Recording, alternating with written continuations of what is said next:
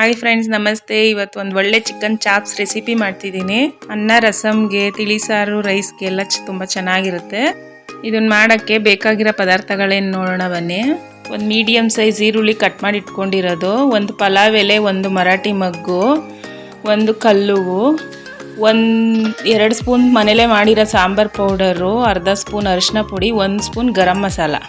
ಮನೆಯಲ್ಲೇ ಮಾಡಿರೋ ಸಾಂಬಾರು ಪುಡಿ ಆಗಿರೋದ್ರಿಂದ ಅದರಲ್ಲೇ ಎಲ್ಲ ಮಸಾಲ ಇರುತ್ತೆ.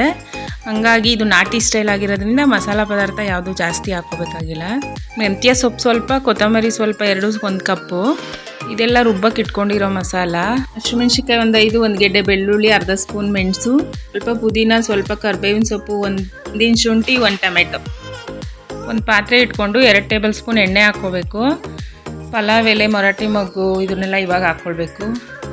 ಸ್ವಲ್ಪ ಬಿಸಿ ಆದಮೇಲೆ ಈರುಳ್ಳಿ, 1 ಈರುಳ್ಳಿ ಕಟ್ ಮಾಡಿ ಇಟ್ಕೊಂಡಿರೋದು.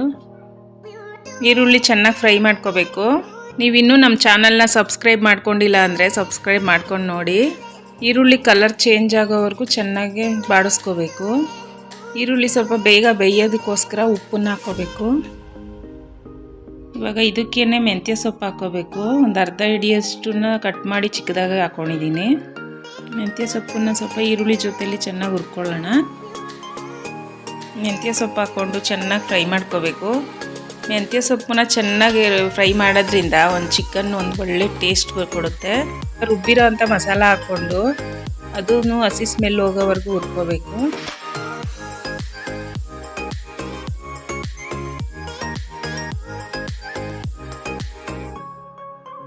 ಮಸಾಲಾನ ಚೆನ್ನಾಗಿ ಫ್ರೈ ಮಾಡ್ಕೊಂಡ್ಮೇಲೆ ಚಿಕನನ್ನು ತೊಳೆದಿಟ್ಕೊಂಡಿರೋ ಚಿಕನ್ ಹಾಕ್ಕೊಳ್ತಾ ಇದ್ದೀನಿ. ನಾನು ಅರ್ಧ kg ಚಿಕನ್ನ ತೊಗೊಂಡಿದ್ದೀನಿ.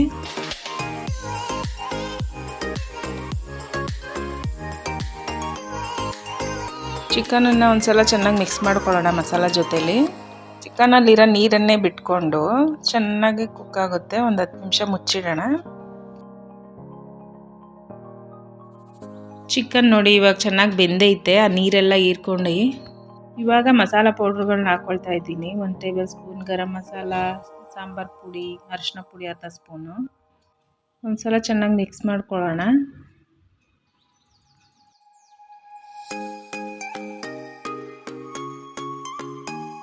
ಇದನ್ನು ಚೆನ್ನಾಗಿ ಮಿಕ್ಸ್ ಮಾಡಿಕೊಂಡು 1 ಕಪ್ ನೀರು ಹಾಕ್ಕೊಳ್ತಾ ಇದ್ದೀನಿ. ನೀರು ಹಾಕ್ಕೊಂಡು 5 ನಿಮಿಷ ಬೇಯಿಸ್ಕೋಬೇಕು.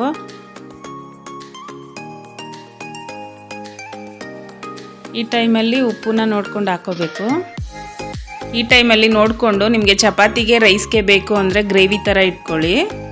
ನನಗೆ ಅನ್ನ, ರಸಮ್ಗೆ ಸೈಡ್ ಡಿಶ್ ಆಗಬೇಕು ಅಂತ ಸ್ವಲ್ಪ ಡ್ರೈ ಥರ ಮಾಡ್ಕೊಂಡಿದ್ದೀನಿ. ಇದು ಮಾಡೋದು ತುಂಬ ಈಸಿ. ನೀವು ಮನೇಲಿ ಒಂದ್ಸಲ ಟ್ರೈ ಮಾಡಿ ಹೇಗೆ ಬಂತು ಅಂತ ಕಮೆಂಟ್ ಮಾಡಿ. ಲಾಸ್ಟಲ್ಲಿಗೆ ಕೊತ್ತಂಬರಿ ಸೊಪ್ಪು ಹಾಕೋಬೇಕು. ಇನ್ನೂ ಒಳ್ಳೊಳ್ಳೆ ಅಡುಗೆಗಾಗಿ ನೋಡಿ ಮಹಾಲಕ್ಷ್ಮಿ ಗೌಡ್ರ ಮನೆ ಅಡುಗೆ